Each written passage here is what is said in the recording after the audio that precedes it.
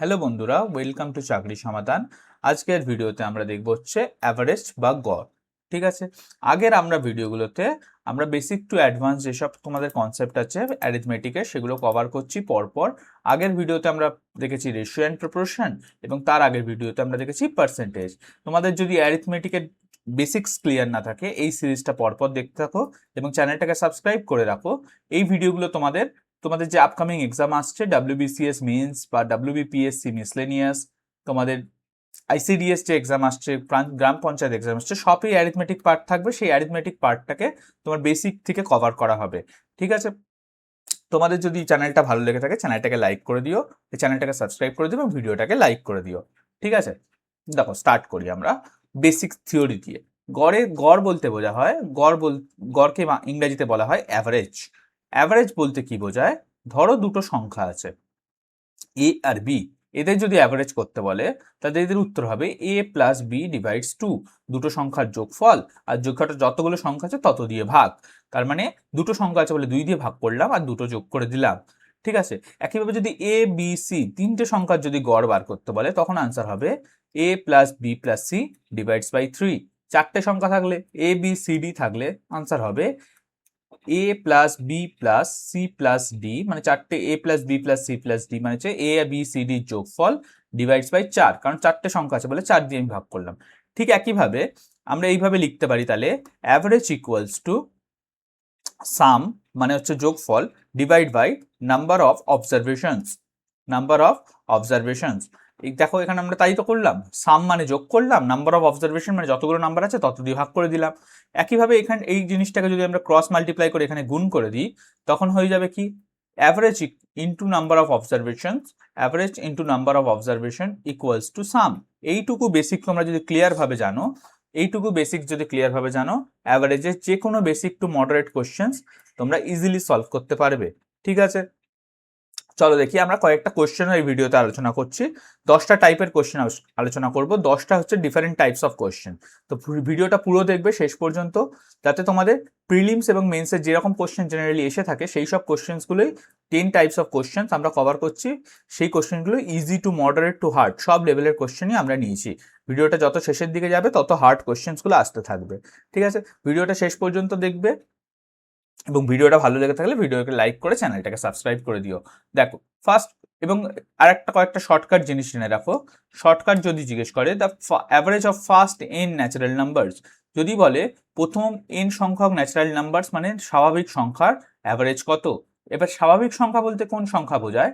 স্বাভাবিক সংখ্যা বা ন্যাচারাল নাম্বারস বলতে বোঝায় হচ্ছে, স্বাভাবিক সংখ্যা বা ন্যাচারাল নাম্বার বলতে বোঝায় যেসব নাম্বারগুলো বেসিক্যালি আমরা ন্যাচারালি বলে থাকি। আমরা ন্যাচারালি কোন কোন নাম্বার বলে থাকি? 1 2 3 4 5 6, এই নাম্বারগুলো আমরা ন্যাচারালি বলে থাকি। তো এই নাম্বারগুলোকে কি বলে? Natural numbers.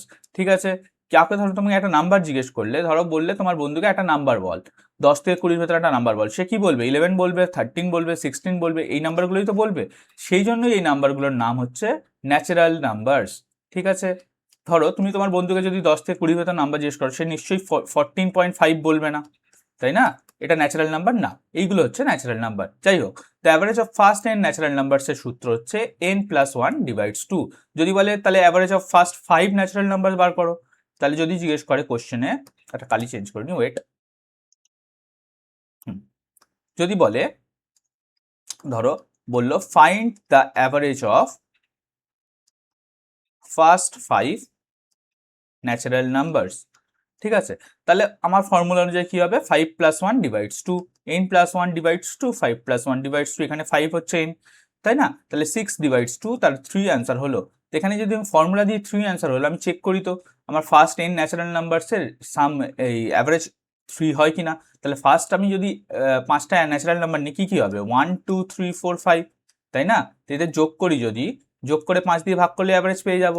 তাহলে 5 4 9, 9 3 12, 12 দিয়ে 14, 1 15, তাহলে 15 ডিভাইডস 5, তার মানে 15 ডিভাইডস 5 করলে সেই 3ই হচ্ছে। তো আমার ফর্মুলা অনুযায়ী ঠিকই হলো।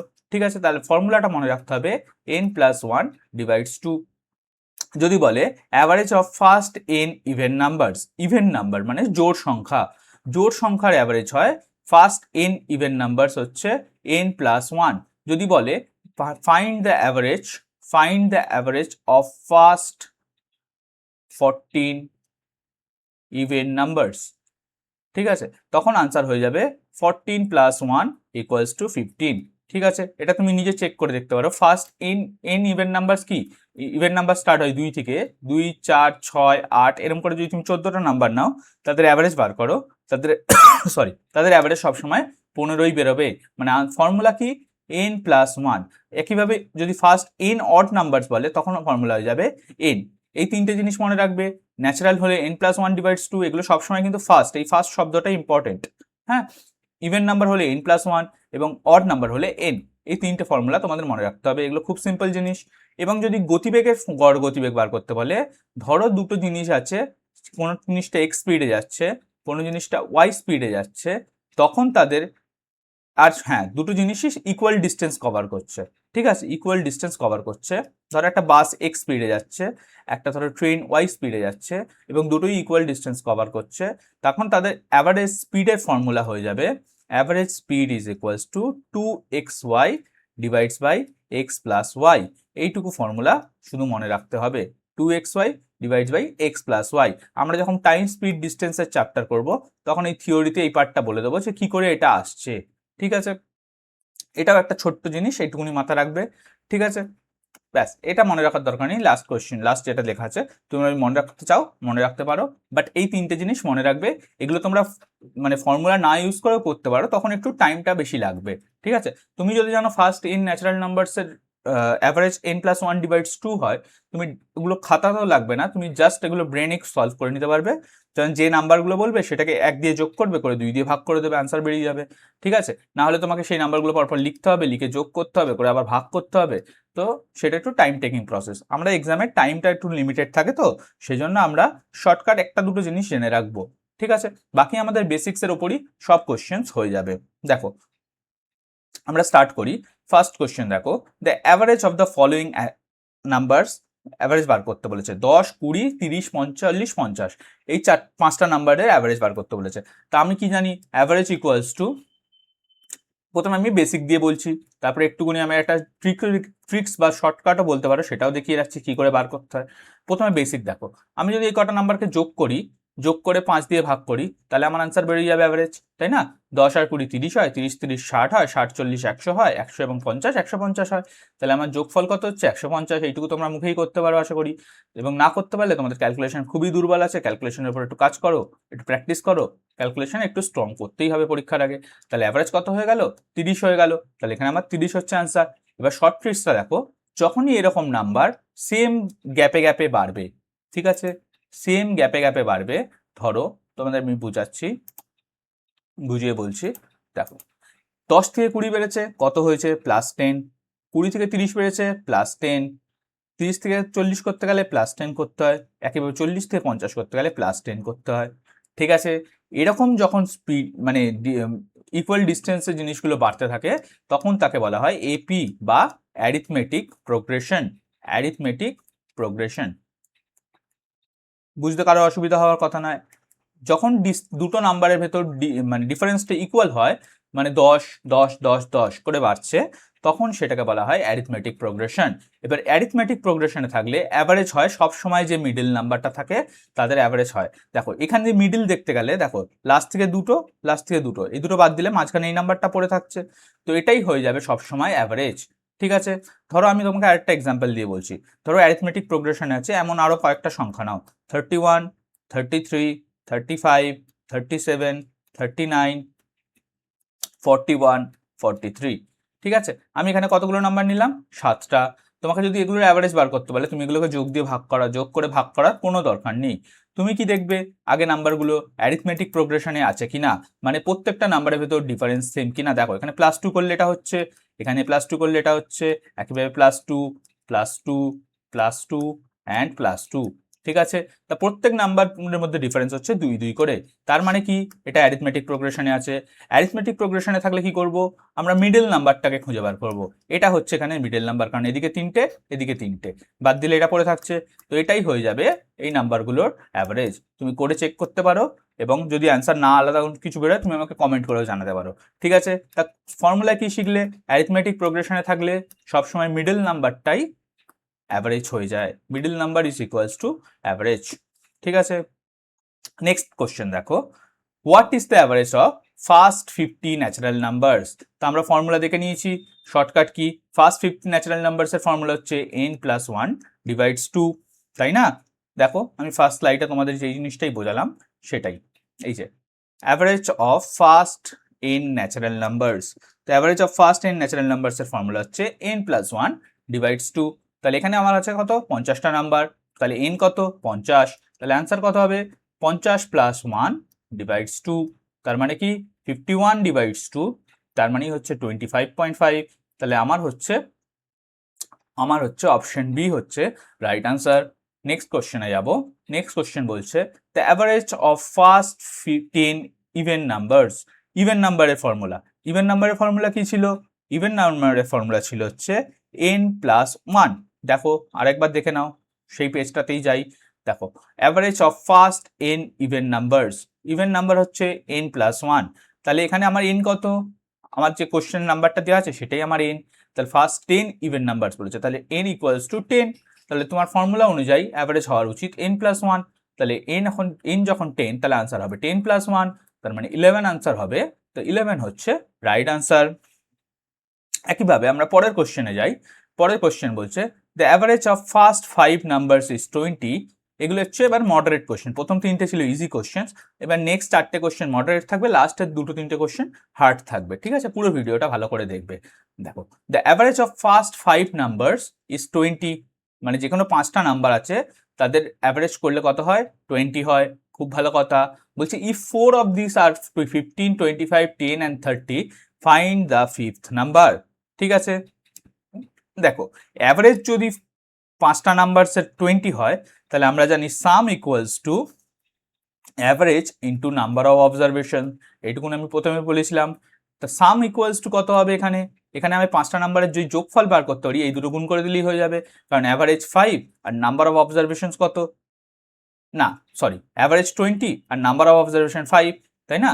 5টা নাম্বার বলেছে, নাম্বার অফ অবজারভেশন 5 এবং অ্যাভারেজ তো 20 বলে দিয়েছে, তার মানে গড় 20। তাহলে 20 × 5 করলে আমি সাম পেয়ে যাব। তাহলে সাম কত হয়ে গেল 100। দেখো এবার ইফ 4 অফ দিস, মানে 4টি সংখ্যা বলে দিয়েছে এত এত এত এত, তাহলে পঞ্চমটা কত, তাহলে পঞ্চম সংখ্যাটা 4টে সংখ্যা যোগ করে 100 থেকে বাদ দিয়ে দিলেই হয়ে যাবে, কারণ 5টা সংখ্যার যোগফল 100, তার মধ্যে 4টে এই 4টে, তাহলে এই 4টেকে বাদ দিয়ে দিলে যেটা পড়ে থাকবে সেটাই পঞ্চম সংখ্যা, তাই না?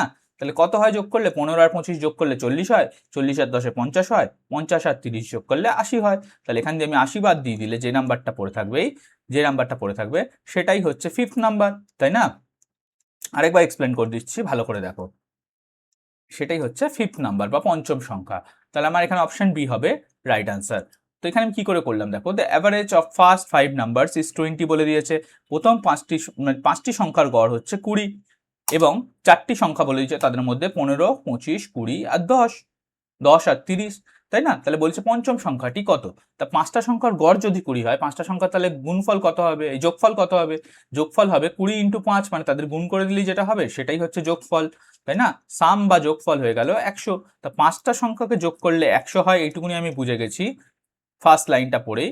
5টা সংখ্যার যোগফল যখন 100 হয়ে যাচ্ছে, তার মধ্যে 4টে সংখ্যা যখন বলে দিচ্ছে, সেই 4টে সংখ্যার যোগফল যদি আমি বার করে 5টা সংখ্যার যোগফল দিয়ে বাদ দিয়ে দিই, সেটা পড়ে থাকবে, সেটাই তো আমার পঞ্চম সংখ্যাটা, তাই না? তাই করলাম, এই 4টাকে যোগ করলাম, যোগ করে আমার 80 হলো, 80টা আমি 100 থেকে বাদ দিয়ে দিলাম, যেটা পড়ে থাকলো সেটাই হচ্ছে পঞ্চম সংখ্যা।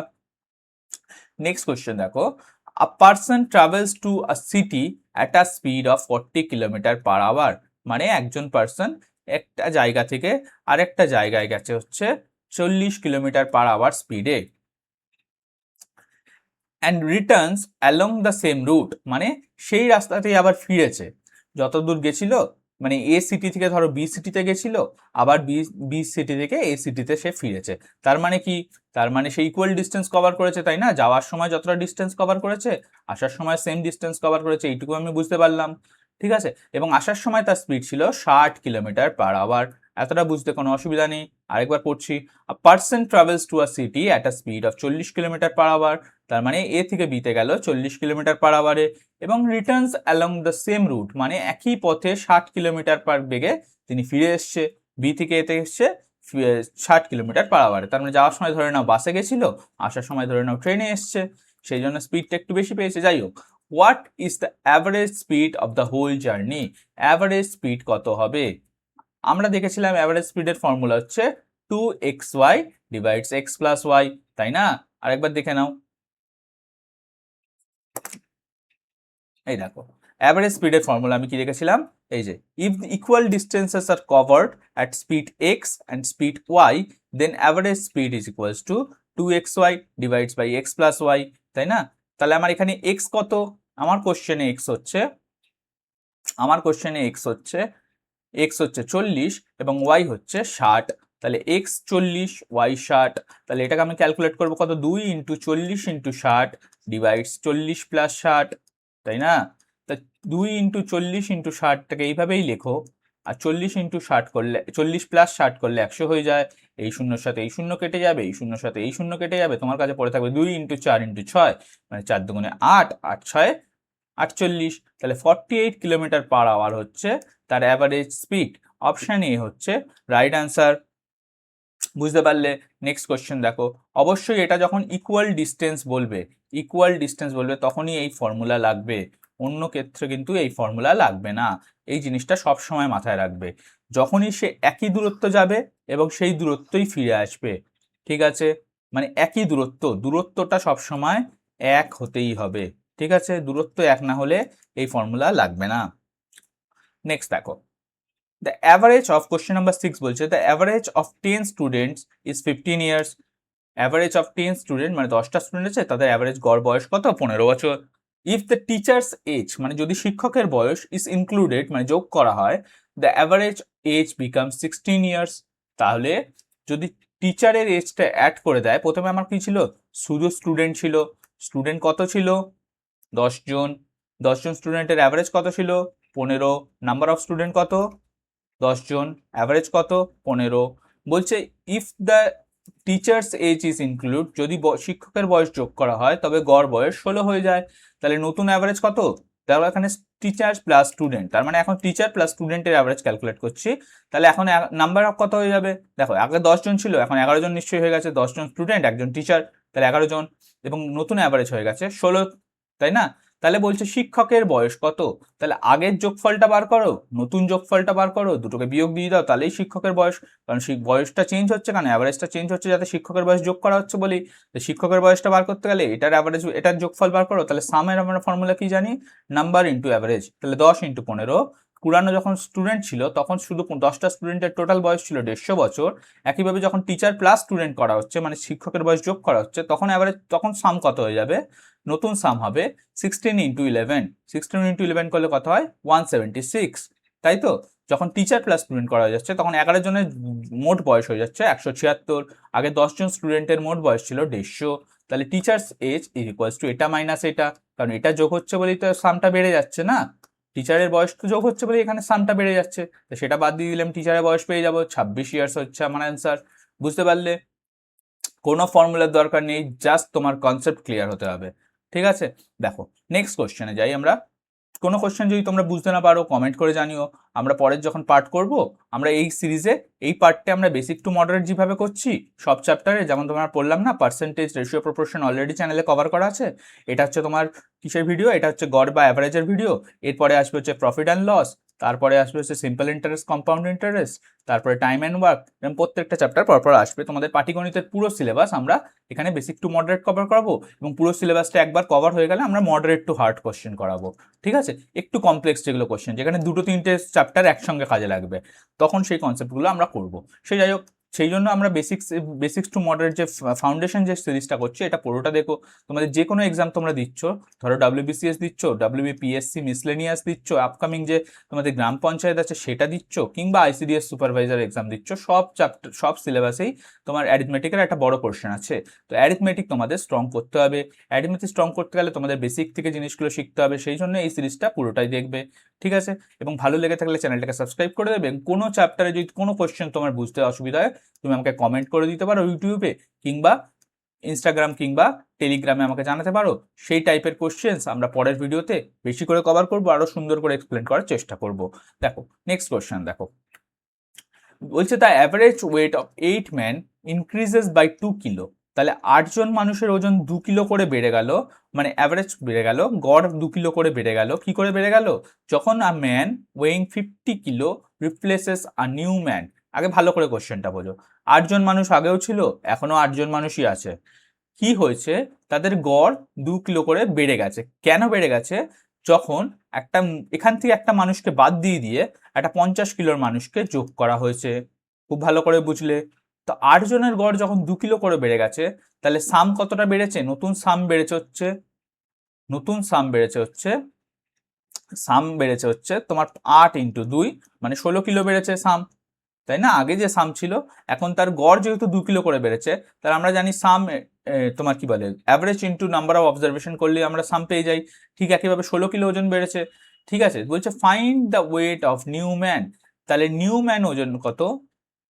যখন আমরা একটা 50 কিলোর মানুষকে বাদ দিয়ে একটা নতুন মানুষকে যোগ করেছিলাম, তাহলে নতুন মানুষের ওজন হবে 50 কিলোর সঙ্গে 16 কিলো নিশ্চয়ই বেশি হবে, কারণ এই 16 কিলো তো বেড়েছে তার জন্যই না। তাহলে নতুন মানুষের ওজন হবে 66 কিলো। তাহলে 50 প্লাস এইখানে 8 2 ইন্টু 16, 16 ইন্টু 50, 16 যোগ 50, তাহলে 66 কিলো হবে আমার আনসার। আরেকবার বুঝিয়ে বলছি, দেখো 8জন মানুষ আগেও ছিল, 8জন মানুষ এখনো আছে। ঠিক আছে, দেখো একটা 50 কিলোর মানুষ এখান দিয়ে বাদ দেওয়া হলো এবং একটা নতুন মানুষকে যোগ করা হলো যার ওয়েট আমরা জানি না। তাতে কি হলো? আমার অ্যাভারেজ 2 করে বেড়ে গেল। অ্যাভারেজ যদি 2 করে বেড়ে যায়, তাহলে এখানে কত বাড়লো? এখানে আমার অ্যাভারেজের টোটাল সামের মধ্যে 16 কিলো বাড়লো, তাই না? কারণ 8 ইন্টু 2 16 হয়। ঠিক আছে, আর 50 কিলোর মানুষকে তো বাদ দেওয়া হয়েছিল, তার মানে 50 কিলোর মানুষ এসছে, তার সঙ্গে আরো 16 কিলো ওজন এক্সট্রা নিয়ে এসছে, সেই জন্যই অ্যাভারেজটা বেড়েছে। তাহলে 50 প্লাস 16 66 হবে রাইট আনসার। বুঝতে পারলে? নেক্সট কোশ্চেন দেখো। নেক্সট কোশ্চেন বলছে a batsman has a certain average for 10 innings, মানে একটা ব্যাটসম্যানের 10টা ইনিংসে একটা নির্দিষ্ট রানের গড় ছিল। ইন দ্য 11th ইনিংস, মানে 11 নম্বর ইনিংসে সে 100 রান করলো। ঠিক আছে, প্রথম 10টা ইনিংসে তার একটা অ্যাভারেজ ছিল, যে অ্যাভারেজটা আমি জানি না, ধরে নিলাম এক্স। ঠিক আছে, thereby increasing his average by 5 runs. তার মানে যদি পুরানো অ্যাভারেজ এক্স হয়, তাহলে নতুন অ্যাভারেজ কত? X plus 5। বুঝতে পারলে? 10টা ইনিংস ছিল, 10টা ইনিংসে তার অ্যাভারেজ ছিল হচ্ছে এক্স। 11 নম্বর ইনিংসে সে 100 রান করেছে এবং তার অ্যাভারেজ বেড়ে এক্স প্লাস 5 হয়ে গেছে। তাহলে আমরা যদি 10 ইন্টু এক্স করি, তার মানে আগের যে টোটাল রান ছিল তার সঙ্গে 100 যোগ করলে যে রানটা হয়, মানে এটা হচ্ছে 10টা ইনিংসের রানস, এটা হচ্ছে 10টা ইনিংসের রানস, 1 to 10th ইনিংসের রান, এবং এটা হচ্ছে 11th ইনিংসের রান, 11th ইনিংসের রান। এটা এটা করলে কি হবে?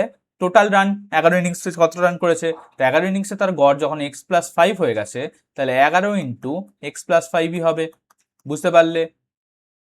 10টা ইনিংসে তার গড় অলরেডি এক্স ছিল, 11 নম্বর ইনিংসে যে 100 রান করার পর তার গড়টা 5 বেড়ে গেছে, তার মানে নতুন গড় কত? X plus 5। ঠিক আছে, পুরানো গড়টা আমরা এক্স ধরে নিয়েছি। তাহলে এখানে যদি আমরা সিম্পল ভাবে সলভ করি, 10x plus 100 is equals two 11x plus 55, তাই না? এই 11xটা, এই 10xটা এদিকে চলে আসলো, এসে বিয়োগ হয়ে গেল, হয়ে এক্স হয়ে গেল, মানে এই 55টা এদিকে গিয়ে বিয়োগ হয়ে গেল, হয়ে গিয়ে 45 হয়ে গেল। তাহলে এক্স এর ভ্যালু কত বেরিয়ে গেল? 45। তাহলে পুরানো গড় কত যদি জিজ্ঞেস করতো? পুরানো গড় হচ্ছে 45, কারণ এক্সটাকে আমি পুরানো গড়ই ধরেছিলাম। পুরানো গড় 45। আমাদের কোশ্চেনে জিজ্ঞেস করেছে নতুন গড় কত। নতুন গড় কত বেড়েছে? 5 রান বেড়েছে। তাহলে 45 প্লাস 5, তাহলে 50 হচ্ছে নতুন গড়। অপশন বি হবে তোমার রাইট আনসার। আরেকবার বুঝিয়ে বলছি, 10টা ইনিংসে সে সার্টেন কিছু একটা রান করেছিল, 11th ইনিংসে সে 100 রান করেছে। তাতে কি হয়েছে? তার আগের যে গড় ছিল তার চেয়ে 5 গড় বেড়ে গেছে। তা আগের গড়টা আমি জানতাম না, এক্স ধরে নিলাম, নতুন গড়টা তাহলে এক্স প্লাস 5 হবে। তাহলে এই সামটা আর এই সামটা, এদের মধ্যে 100রই ডিফারেন্স, তাহলে 10x plus 100 is equals two 11 into x plus 5। এটাকেই আমরা এখানে সলভ করে এক্স এর ভ্যালু 45 পেয়ে গেলাম। এক্সটাকে আমি পুরানো গড় ধরেছিলাম, তাহলে পুরানো গড় 45, আর নতুন গড় যেহেতু 5 বেড়ে গেছে, তাহলে 45 প্লাস 5 50 হলো অ্যান্সার। আমার এখানে নতুন গড় চেয়েছে তাই আমি 50 লিখলাম, যদি পুরানো গড় চাইতো তাহলে 45 অ্যান্সার হতো। ঠিক আছে, নেক্সট কোশ্চেন দেখো। The average of 10 numbers was calculated 30। তার মানে 10টা নাম্বারে আমি অ্যাভারেজ বার করেছিলাম, কত হয়েছিল? নাম্বার অফ নাম্বারস কত? 10। অ্যাভারেজ কত? অ্যাভারেজ হয়েছিল 30।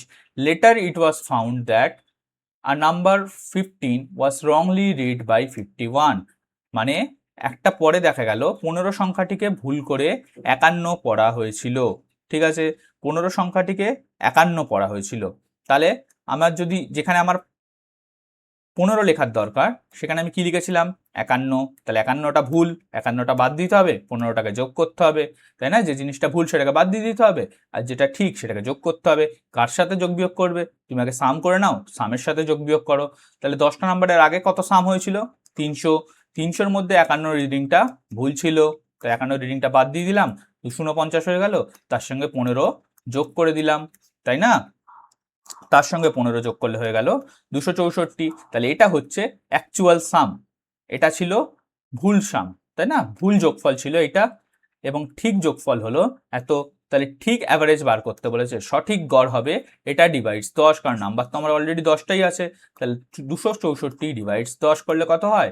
26.4। তো কোশ্চেনটা ভালো করে পড়তে হবে যে কোনটা ভুল সেটাকে বাদ দিয়ে দিতে হবে, এবং কোনটা ঠিক সেটাকে যোগ করতে হবে। আগে সামটা বার করে নিতে হবে যে অ্যাকচুয়াল সাম কত ছিল, মানে ভুল সাম, সেখান থেকে ভুল নাম্বারটাকে বাদ দাও, ঠিক নাম্বারটাকে যোগ করো, তাহলেই হয়ে যাবে তোমার নতুন অ্যাভারেজ। বুঝতে পারলে? নেক্সট কোশ্চেন দেখো, এই কোশ্চেন্সগুলো তোমাদের এক্সামে অনেকবার রিপিট করে। ঠিক আছে, কনসেপ্ট ক্লিয়ার থাকলে তোমাদের এইসব ক্যালকুলেশন তোমাদের ব্রেনেই হয়ে যাবে। জাস্ট এইটুকু ক্যালকুলেশন করলে তুমি আনসারটা লিখে ফেলতে পারবে। না যদি কনসেপ্ট ক্লিয়ার থাকে, তোমার প্রত্যেকটা টাইপের কোশ্চেনের জন্য প্রত্যেকটা তোমাকে ফর্মুলা মনে রাখতে হবে, যেটা সম্ভব না। আর যখন তোমার মাল্টিপল টাইপের চ্যাপ্টার্স একসঙ্গে ইনভলভ থাকবে, তখন তোমার কোনো ফর্মুলাও লাগবে না, তখন তুমি আরও কনফিউজ হয়ে যাবে, তো অ্যান্সারই করতে পারবে না। তার চেয়ে ভালো কনসেপ্ট ক্লিয়ার করো। কনসেপ্ট যত ক্লিয়ার থাকবে, যতই হার্ড কোশ্চেন আসুক না কেন তোমরা সলভ করতে পারবে। ঠিক আছে, দেখো লাস্ট কোশ্চেন আজকে বলছে 20 জন কর্মীর গড় বেতন হচ্ছে 1,500 টাকা। খুব ভালো কথা। ম্যানেজারের বেতন যুক্ত হলে বেতনটা বেড়ে কত হয়ে যায়? গড়টা বেড়ে হয়ে যায় 2,000 টাকা। আগে দেখি কতজন কর্মী ছিল, নাম্বার কত ছিল? 20। অ্যাভারেজ কত ছিল? অ্যাভারেজ ছিল হচ্ছে 1,500 টাকা। এবার ম্যানেজারের স্যালারি ইনক্লুড করা হচ্ছে, তার মানে এখন নতুন হচ্ছে 11 জন, কারণ 20 জন কর্মী, একজন ম্যানেজার, একজন সে ম্যানেজার, তাহলে 21 জন হচ্ছে এখন নতুন নাম্বার। এটা হচ্ছে ওল্ড, এটা হচ্ছে নিউ। ঠিক আছে, তাহলে 21 জনের নতুন অ্যাভারেজ হচ্ছে এখন 2,000 টাকা। তো এই কোশ্চেন আমি আগেও করেছি, তাহলে বলেছে ম্যানেজারের বেতন কত, তা কি করে হবে? এই মাল্টিপলটা করো, মানে এর সামটা, পুরানো সামটা বার করো, নতুন সামটা বার করো, নতুন সামটা যতটা বেশি সেটা হচ্ছে ওল্ড সাম দিয়ে বাদ দিলেই অ্যান্সারটা পেয়ে যাবে, তাই না? এটা মাল্টিপ্লাই করলে হয়ে যায় 30,000, আর এটা মাল্টিপ্লাই করলে মানে গুণ করলে হয়ে যায় হচ্ছে 42,000। তাহলে এই যে বাড়লো, এটা ম্যানেজারের স্যালারি ইনক্লুড করা হয়েছে বলেই তো বেড়েছে। তাহলে এটা বাদ দিয়ে দিলে কত হয়ে যাবে? 12,000। 42,000 মাইনাস 30,000 করলে কত হয়? 12,000। তাহলে 12,000 টাকাই হচ্ছে ম্যানেজারের স্যালারি বা ম্যানেজারের বেতন। ঠিক আছে, তা ম্যানেজারের বেতন কত? 12,000 টাকা। অপশন সি হবে রাইট আনসার। তোমরা এত সব ক্যালকুলেশন করতেই হবে না, জাস্ট ব্রেনে এইটুকু করবে, ব্রেনে এতটা পার্ট করবে, জাস্ট এইটুকু তোমরা খাতায় করবে, আনসার বেরিয়ে যাবে। ঠিক আছে, তো তোমাদের নিজের ক্যালকুলেশনের উপর জোর দিতে হবে, আর প্রত্যেকটা চ্যাপ্টারকে কনসেপ্ট ক্লিয়ার করতে হবে। আগের ভিডিওগুলো দেখে নিও, পার্সেন্টেজ অ্যান্ড রেশিও প্রপোর্শন আমরা করেছি, এবং চ্যানেলটাকে সাবস্ক্রাইব করে রাখো। পরে তোমাদের profit and loss, simple interest, compound interest, যতগুলো অ্যারিথমেটিকের চ্যাপ্টার হয় পরপর প্রত্যেকদিন আসতে থাকবে। ঠিক আছে, তোমাদের যেসব আপকামিং এক্সাম আসছে, WBCS mains, WBPSC miscellaneous, ICDS এবং গ্রাম পঞ্চায়েত, সবে যে অ্যারিথমেটিক সেকশন থাকে আমরা ফ্রিতেই কভার করে দেবো, তোমাদের কোনো পেইড কোর্স নেওয়ার কিচ্ছু নেওয়ার দরকার নেই। এরপরে আমরা আরও কঠিন কঠিন কোশ্চেন করাবো, যেগুলো তোমাদের মেন্স এক্সামগুলোতে জেনারেলি আসে। ঠিক আছে, এই সব কোশ্চেন্সগুলো অলরেডি তোমাদের প্রিলিমস এক্সামে আসে, সেখান থেকেই তোলা হচ্ছে, এবং প্রত্যেকটা কোশ্চেন আলাদা টাইপের আমরা নিয়েছি যাতে তোমাদের ইজি হয়। ঠিক আছে, ভালো লাগলে ভিডিওটা লাইক করে দাও, চ্যানেলটাকে সাবস্ক্রাইব করে দাও। দেখা হবে পরের ভিডিওতে। ভালো থেকো, সুস্থ থেকো।